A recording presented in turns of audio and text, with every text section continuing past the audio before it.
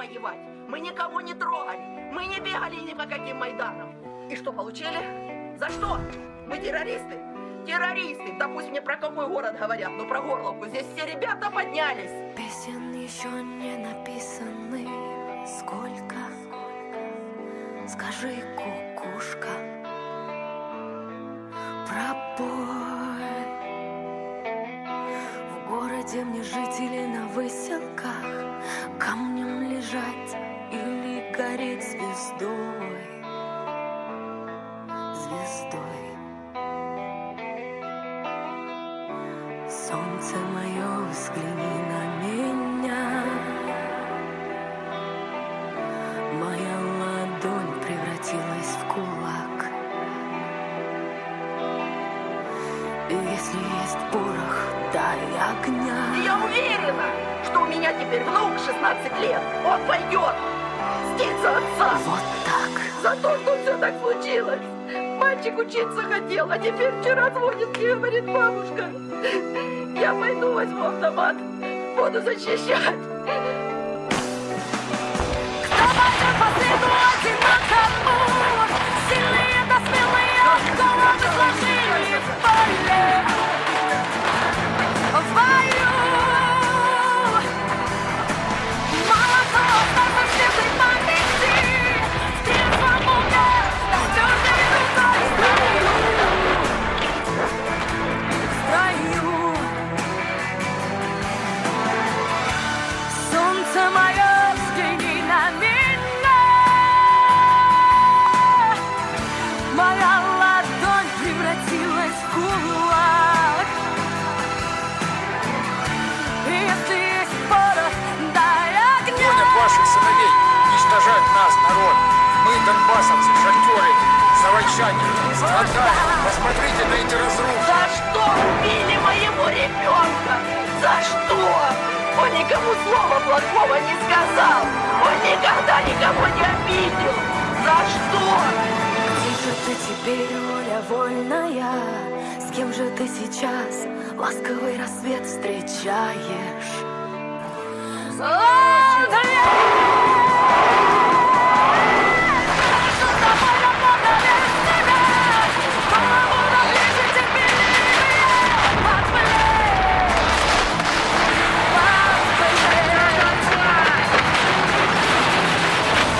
Солнце мое, взгляни на меня. Моя ладонь превратилась в кулак. И если есть порох, дай огня.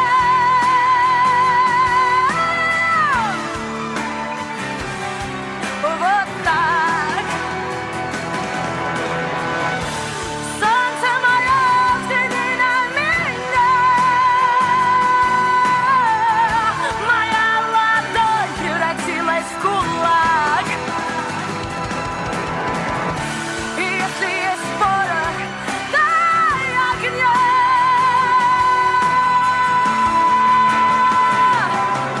Вот так.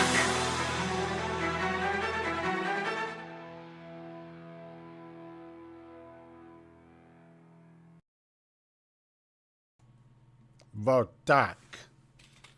That was Kukushka by Polina Gagarina. That comes from the original film. I think it was Battle for Sevastopol, but I could be wrong. I used to play that song on this channel when I was looking at lots of other different stuff, and that would be my opening and closing song on every video. One of the most excellent songs I have ever heard, and it is now being used in this conflict by the Russian side. But I'm here right now to give you a prediction. My prediction is that the Western media is going to turn against NATO and against their own governments within the next few months. At the latest by the end of summer. Now, of course, I could completely be wrong, but this is my prediction. And why am I saying this? Well, frankly, there's just much too much information coming out about the reality of what is actually going on. The tide is slowly going to turn until it hits a tipping point, at which time every EU and Western government and the USA and NATO and the United Nations and the OSCE will feel the heat. People will start opening their minds to who is responsible for all of this shit that we're going through, all of the shit that happens on our planet. And eyes are going to turn directly towards NATO, EU, the UK, and the USA, especially at the Democrats of the USA.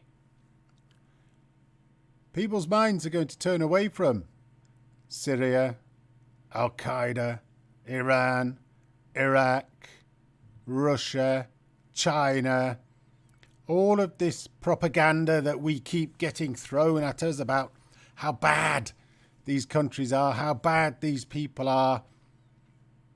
Muslims are bad. Russians are bad. The Chinese, they just want to take over everything. Military. It's all going to change. So why do I say this? Well, I mean, there's quite a lot of stuff that has been coming out. Turkey. Erdogan refusing to allow Sweden and Finland into NATO. Yes, he might be doing it on the basis of what the Western mainstream media is saying. He wants a deal. He wants money. He wants this and the other. I think he's actually looking over the Black Sea. He is looking directly at opposite Turkey being Russia on the Black Sea and the Azov Sea. It won't be Ukraine anymore. It will all be Russia. And the Russian boats are going to have to come out of Sevastopol in Crimea. I don't think it was battle for Sevastopol, but I could be wrong. I mean, my memory at my age, you know. So those Russian boats are going to be coming out to go on whatever exercises they do. The Black Sea will be full of them, but they'll also be needing to go out and through and past Istanbul to get out into the Mediterranean. And of course, none of the West is going to like that at all after this, but they're going to have to suck it in. I don't think Russia are going to sit back and allow NATO and USA and the rest to actually tell them what they're allowed to do.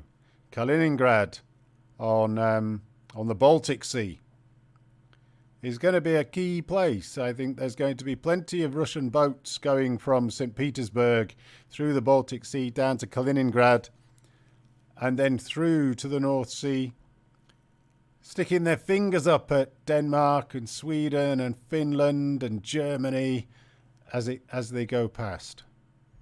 Because any provocation brings us to World War III.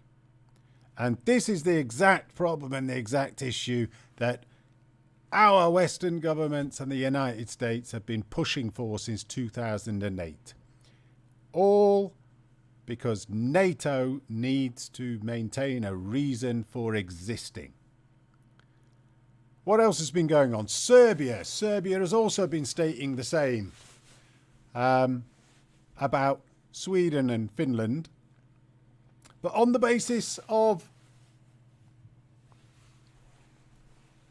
on the basis of the same stuff around NATO, I think, from what I've heard.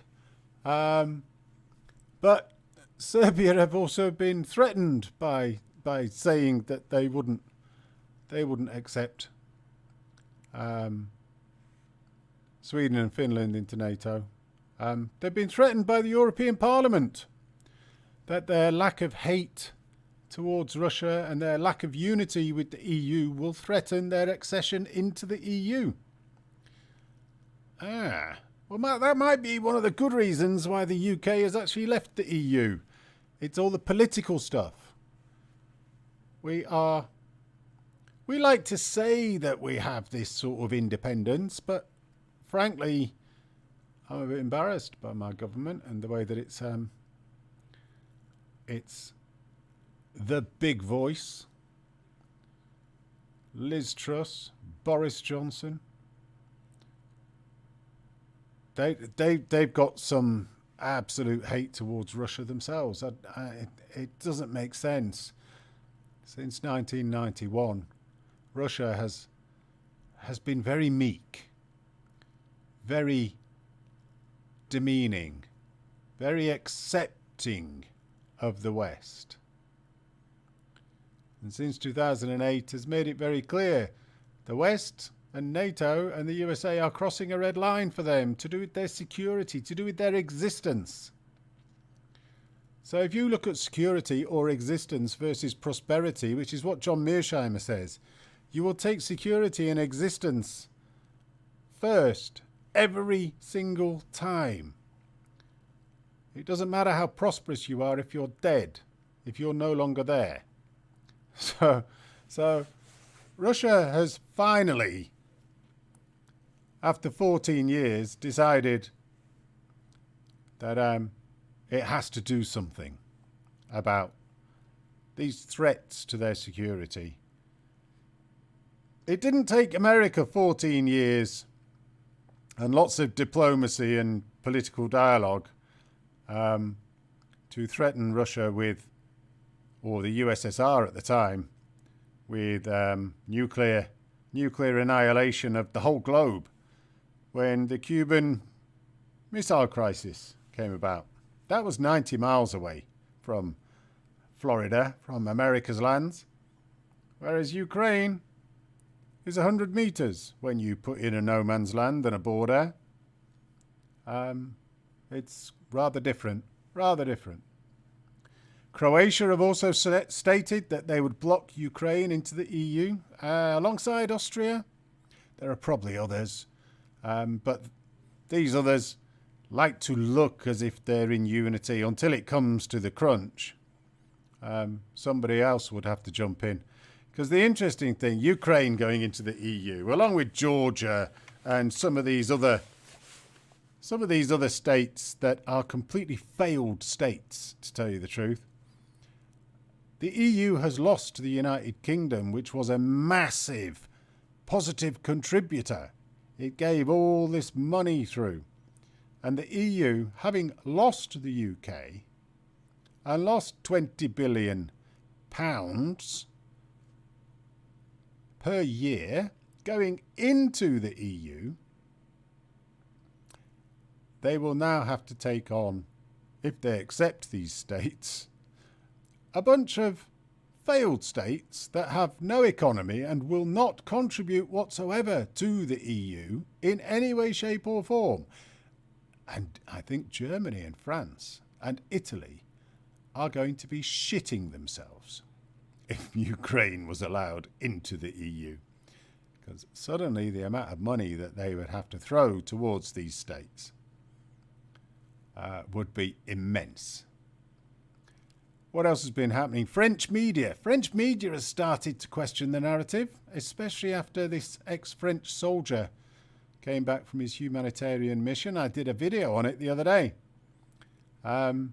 He started spilling the beans on the Azov and Aidar neo-Nazi battalions, linking.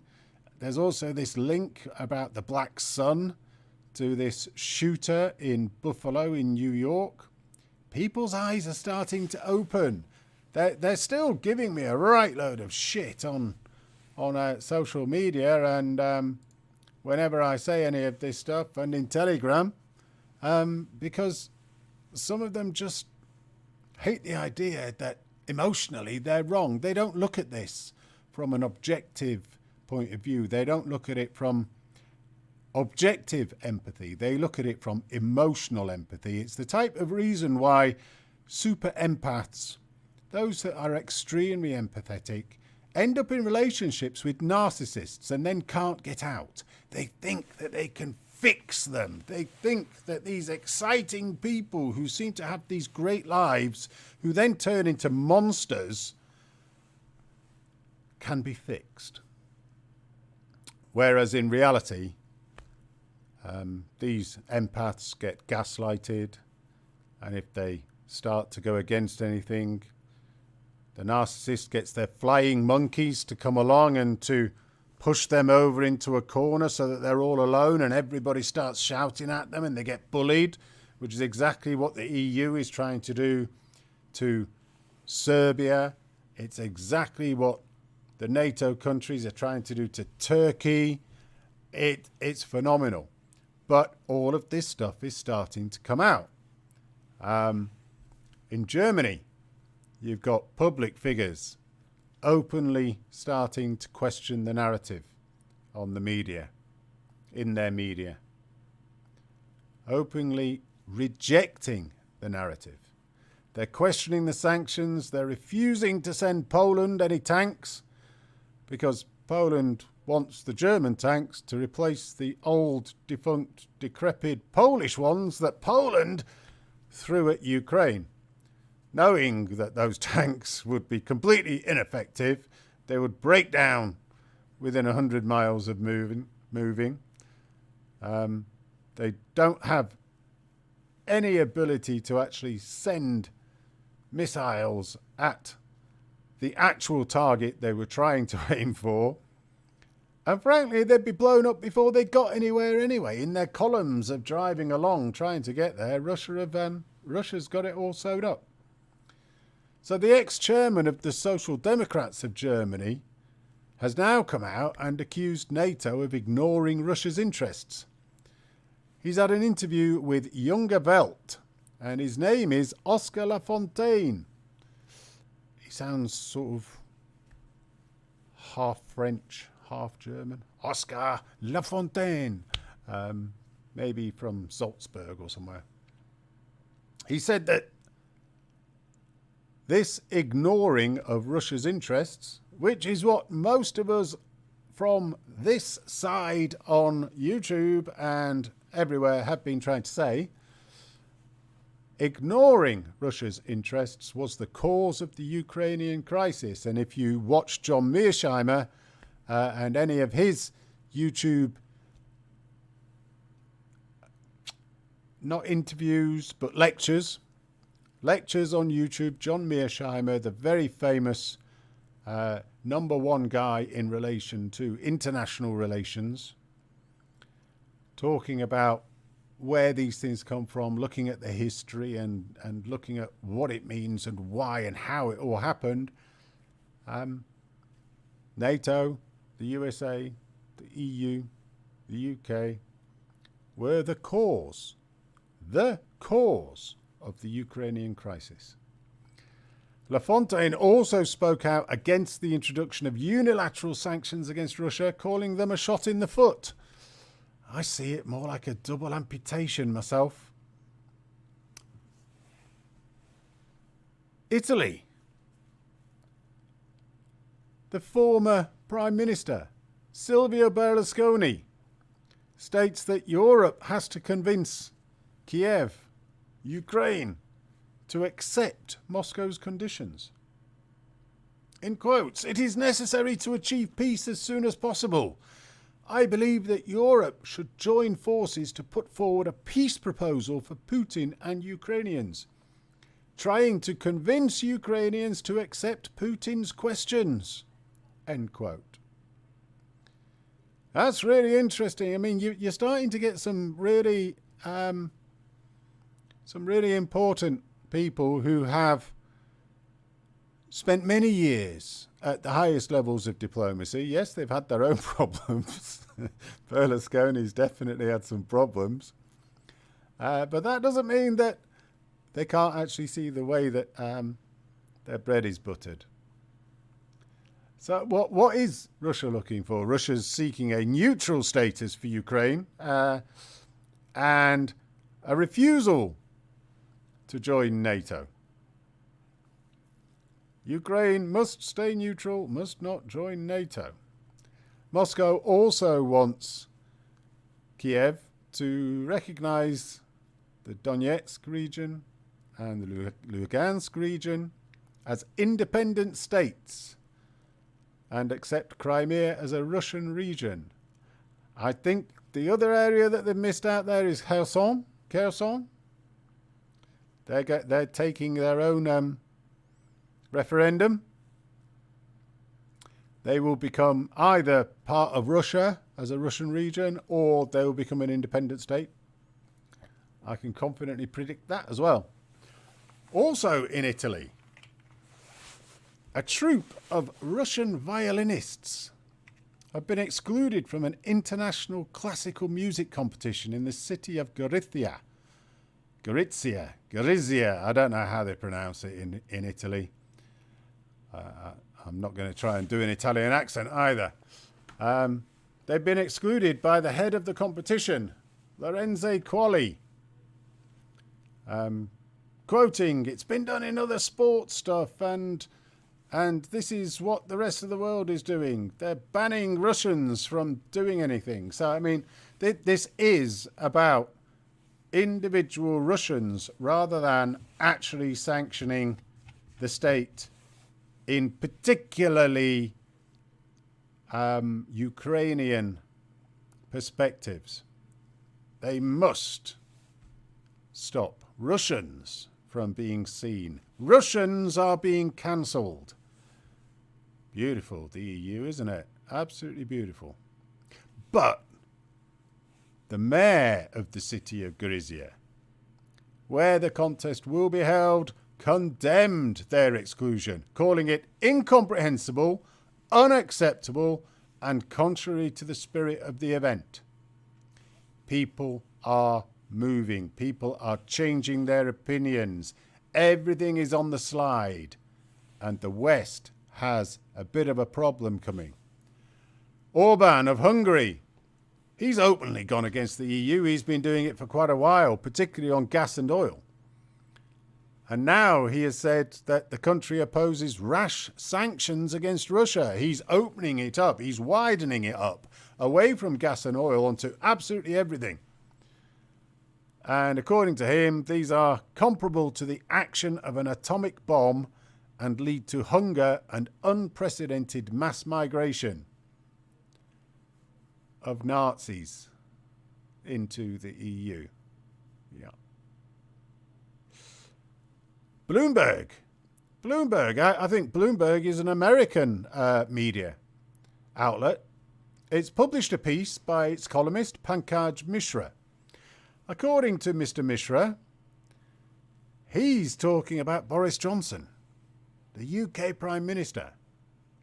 And for Boris Johnson, this special operation, this special military operation by Russia began at exactly the right time, because there was a scandal breaking out because of pandemic parties that the Prime Minister was not only involved in, they were actually at number 10 Downing Street, and he turned up drinking his vino or whatever he was drinking. And he has been fined by the police for these parties during lockdown. I don't think he was fined £10,000, which is supposed to go to the person that organises it. But it doesn't really matter. It's the principle of the thing. So everyone's going, resign, resign, resign. And everyone else is going, no, no, no, Ukraine, Ukraine, Ukraine. So perfect timing for Boris Johnson. And in quotes from Pankaj Mishra, the problem is that Johnson is essentially fomenting a conflict in which the UK is not involved. Money. Money. Last Ukrainian. However, he doesn't think that if Boris Johnson was to leave, was to get kicked out, was to resign as Prime Minister, he doesn't think that that would weaken the UK's adventurism, because the people that are likely to come in, Liz Truss, the current Foreign Minister, or Ben Wallace, the current Defence Minister. Ben Wallace is very, very low on the totem pole in reality. He never puts his head above it, ever.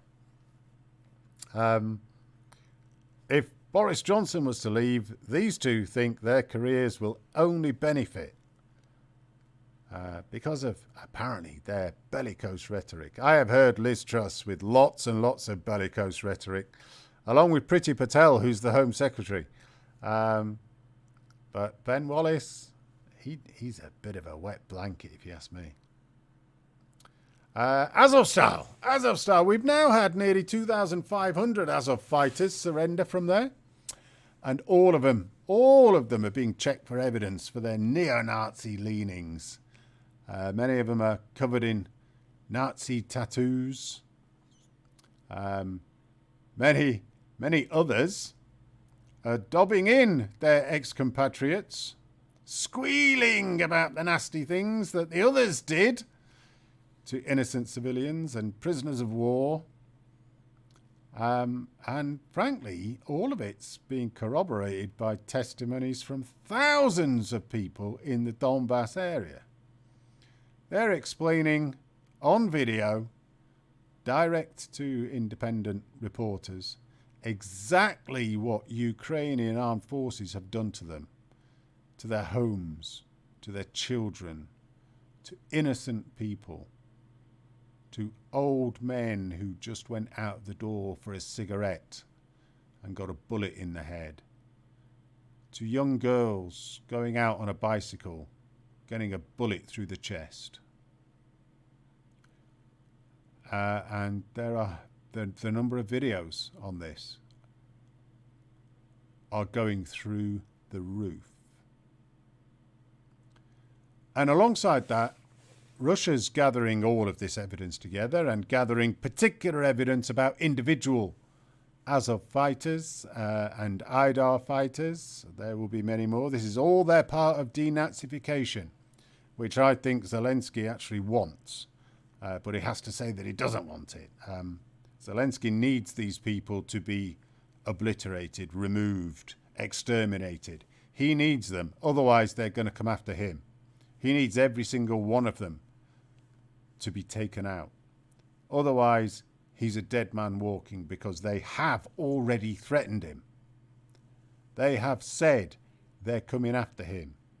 Him, Kolomoisky, and the others at the head, Arestovich, those at the head of the Ukrainian government. These people are not happy with them at all.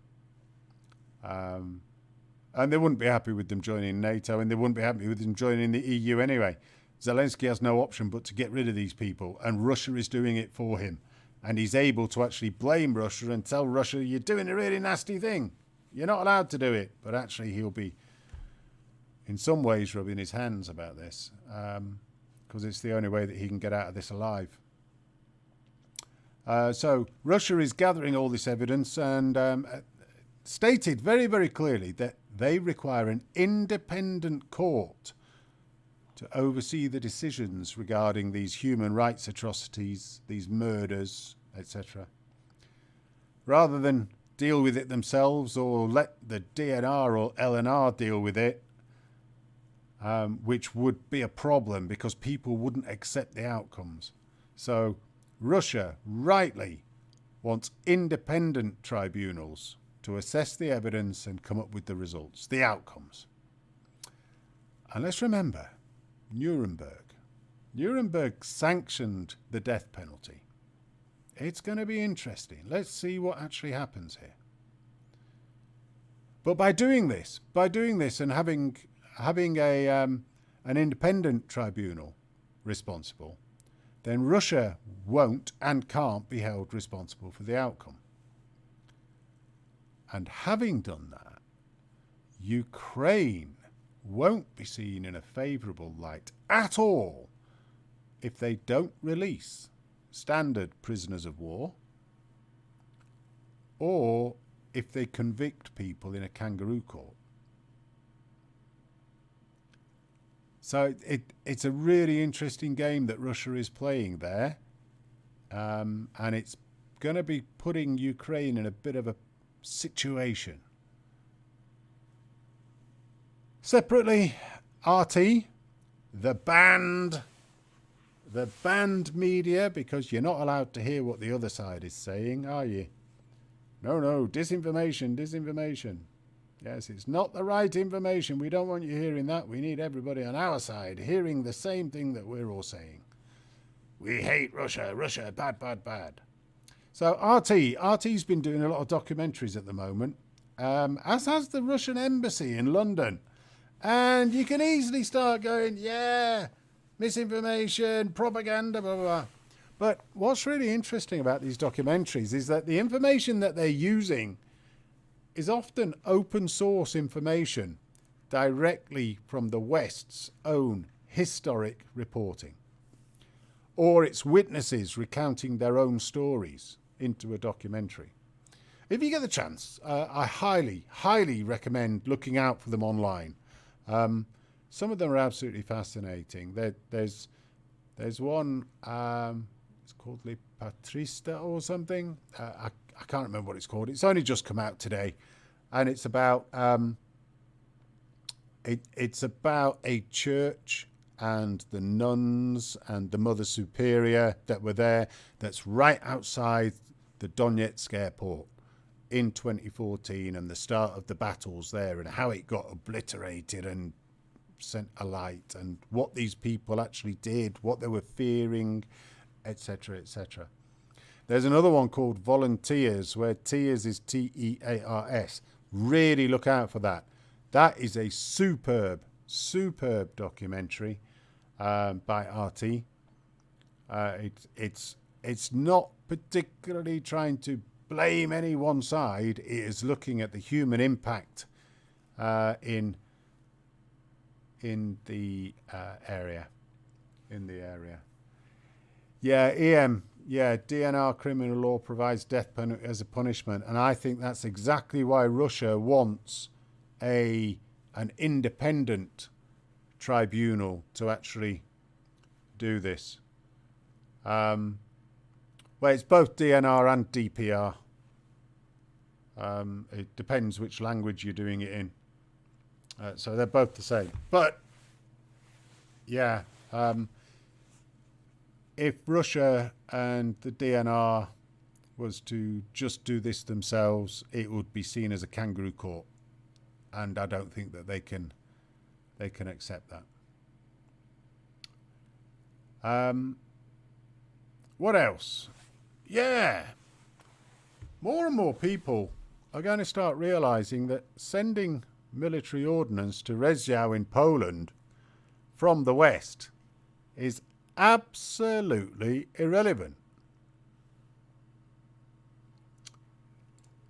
First, it's got to get to Lvov inside Ukraine without being obliterated by the Russians. Then somehow it's got to get 1,000 kilometers or so across Ukraine by land.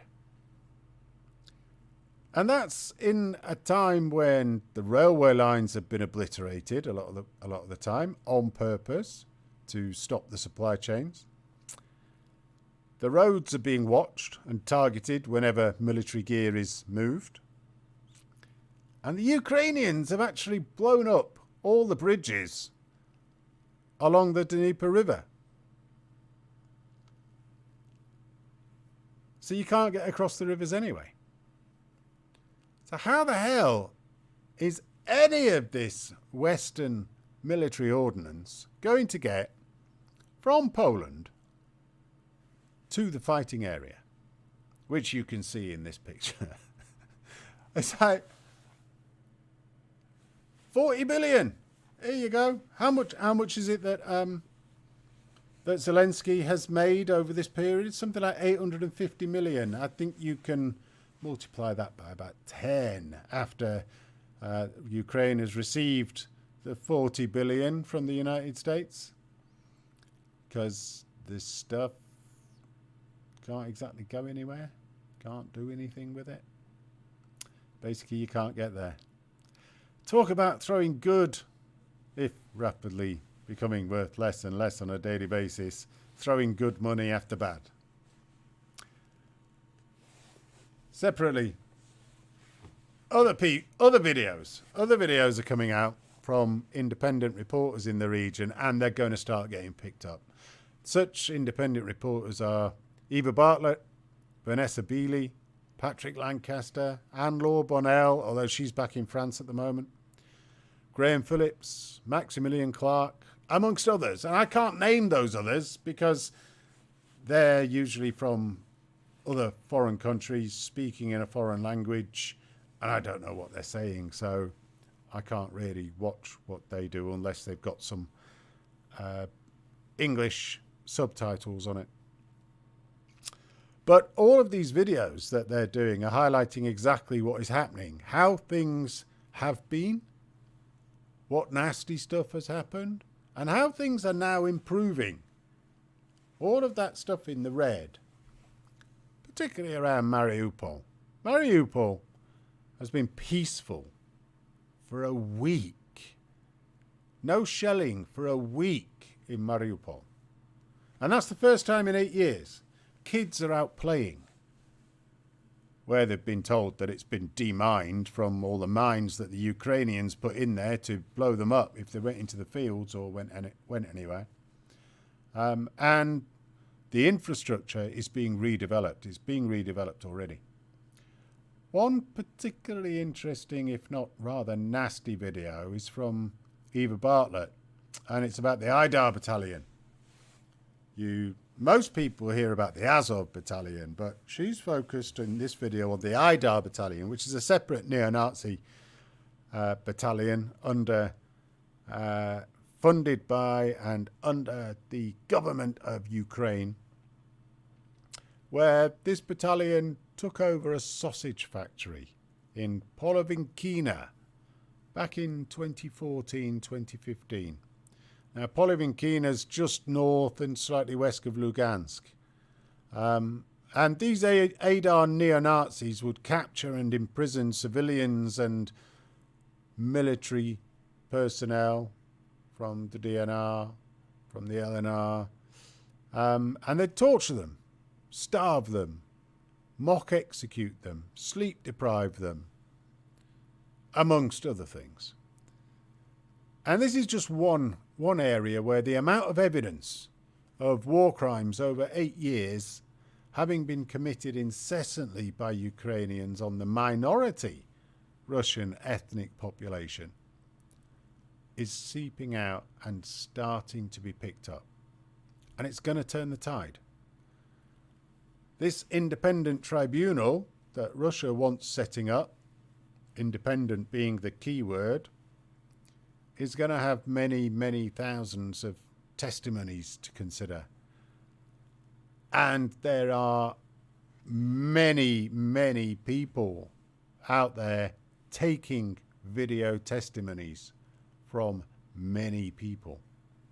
And the people that are taking the video testimonies are the same ones that previously have used exactly the same methods in other conflicts and convinced the United Nations to accept that war crimes have been committed by using such witness testimony videos. So this gets me to my next unfounded prediction. I've got to say it's unfounded, don't I? Because it is. It's me just making stuff up, really. Where I think we're going to see some explosive information coming out about the latest batch of fighters who've just surrendered from Azovstal. And I think it's today. There wasn't that many of them. We know that around about 2,450 have already surrendered. And we've been told by the Ukrainians, that's it, they're all gone. But the Russians don't believe that. And so they're still waiting for others to come out. And there has been a group has just come out. And what's particularly interesting about this group, when you watch the video of them coming out and being checked and having their clothing and their tattoos and their details checked. They're not wearing any patches, any insignia, any badges. There's no names on their clothes at all. Now that sets the hairs on the back of my neck going. It's like, what's going on here? I got the feeling this lot might well be the hardest nuts to crack, but it seems very clear to me they're hiding something. And so this batch might well include all those rumours, or some of those rumours, of high-ranking NATO military officers from Western countries. We shall see. But that's my next unfounded prediction. And finally, the United States of America, the glorious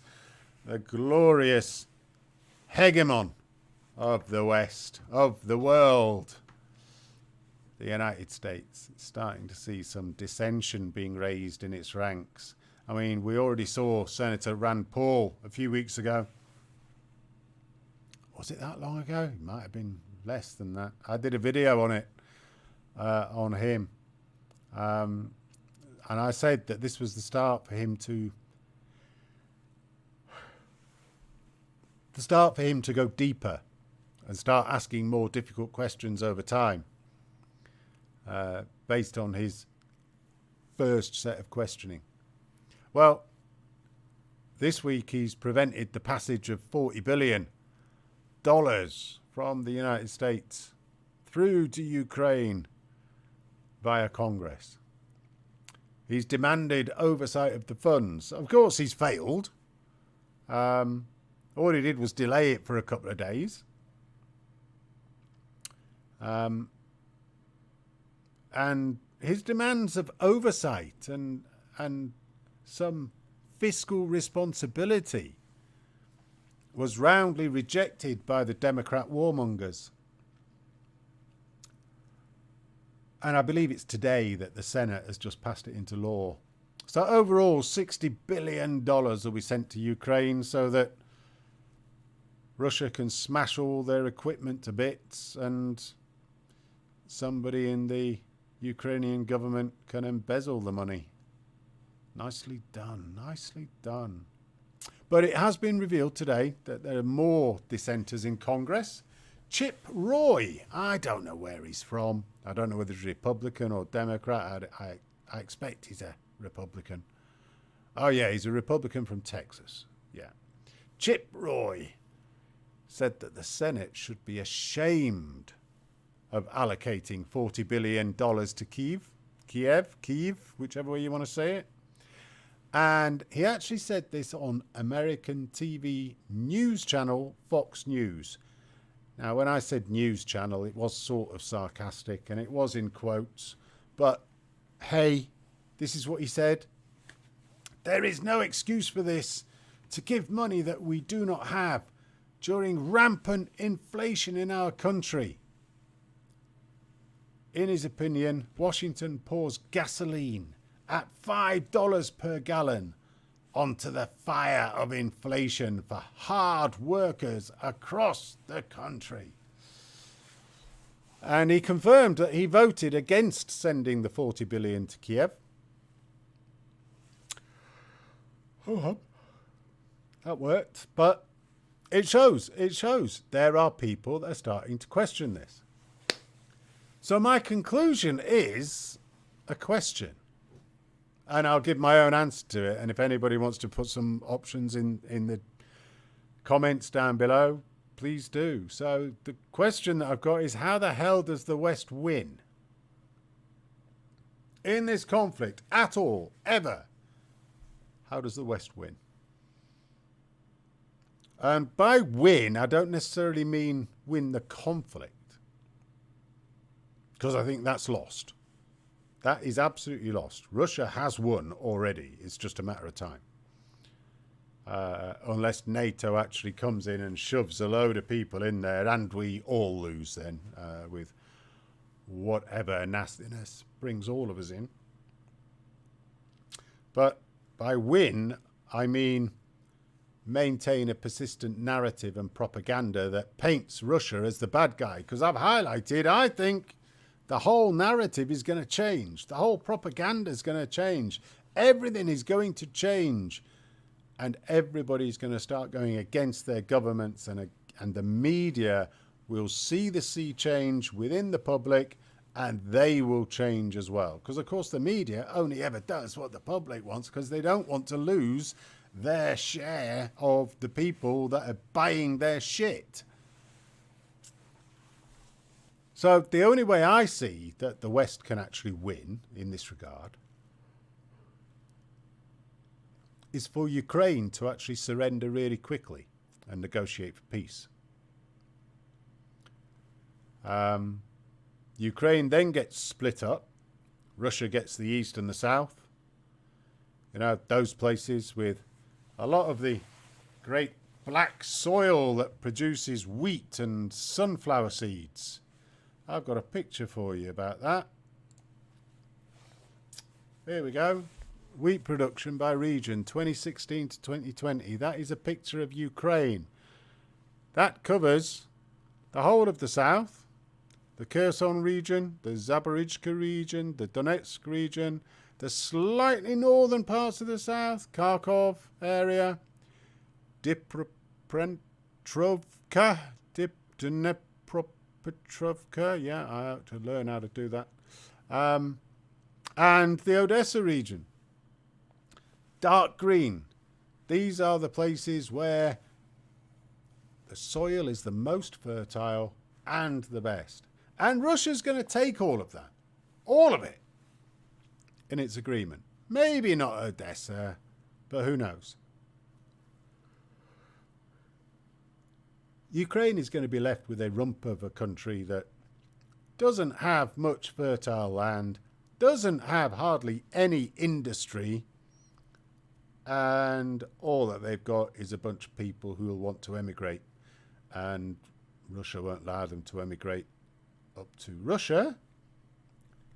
So maybe Latvia and Lithuania and Poland and Estonia will let them all in, seeing as they've chopped down all of the Russian monuments to the Second World War, and they all seem to be heading towards pretty much Nazification over there, in those areas.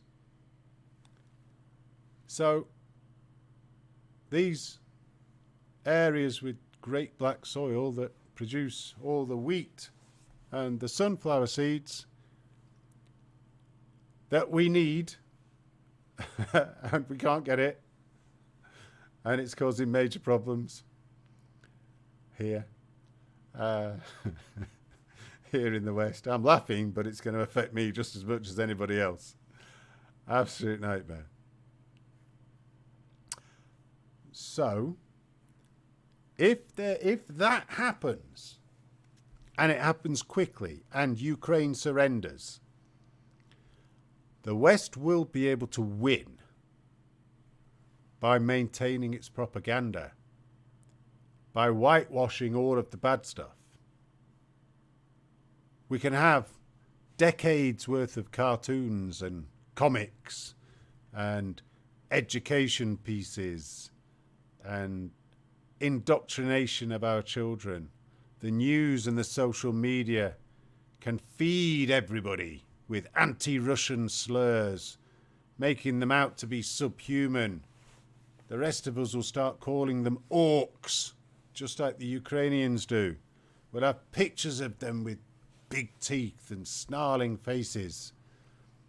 We'll be denigrating Russia for another 40 or 50 years, scaring the hell out of everyone in the West that there's a new Cold War and we're on the brink of a nuclear disaster for everybody.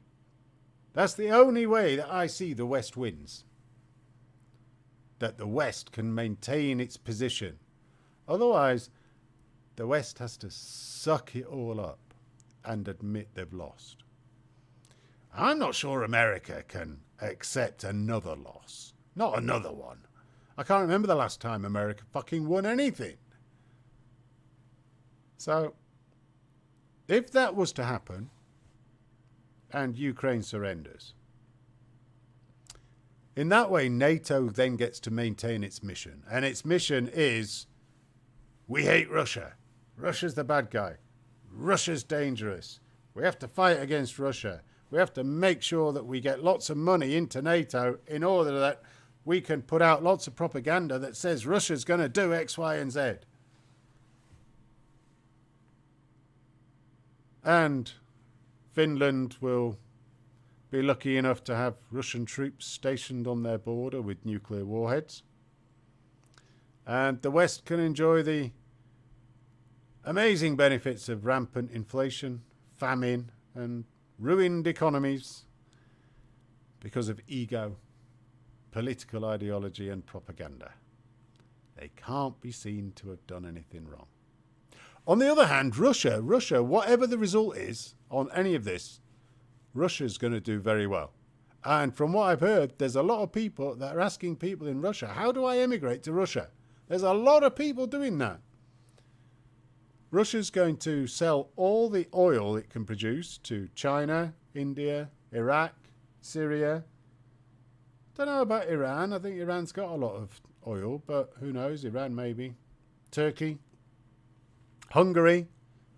Hungary may well leave the EU at this rate and join the CSTO countries, and they're going to get all the benefits. The rest of the Middle East and Asia. And they will continue to refuse to sell to the twits in the West. And that won't just be about oil and gas. That's also going to include wheat, corn, sunflower oil, maize, all the other things that the West really, really, really wants. You can see it on the picture here. All that fertile land that produces all of that stuff that the West buys. Whatever they can produce, we buy it. And it's now not going to be sold to them.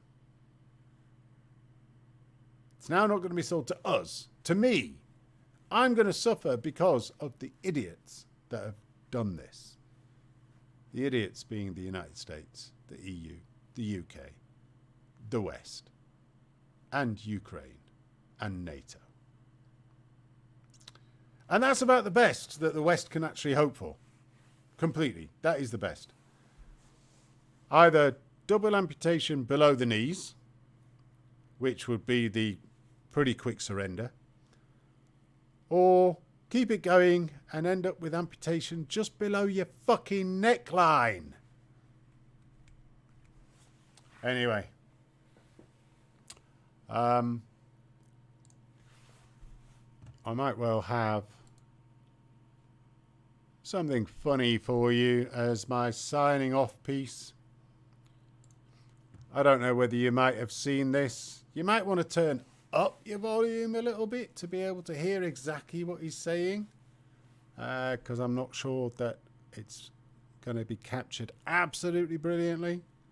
So turn up your volume on this. In contrast, Russian elections are rigged. Political opponents are imprisoned or otherwise eliminated from participating in the electoral process. The result is an absence of checks and balances in Russia and the decision of one man to launch a wholly unjustified and brutal invasion of of Ukraine. Iraq. Anyway, 75. 75. I'm 75. Forgive me. It was all sort of coming back to me. My brutal, unjustified invasion of Iraq. But I didn't mean to say that. I meant to say Ukraine, and I was not meant to be talking about myself, George W. Bush. I was meant to be talking about Mr. Putin. See, what's interesting about what George Bush says here about him being 75, he's still younger than the current fucking president of the United States. Anyway. No more Mr. Nice Guy.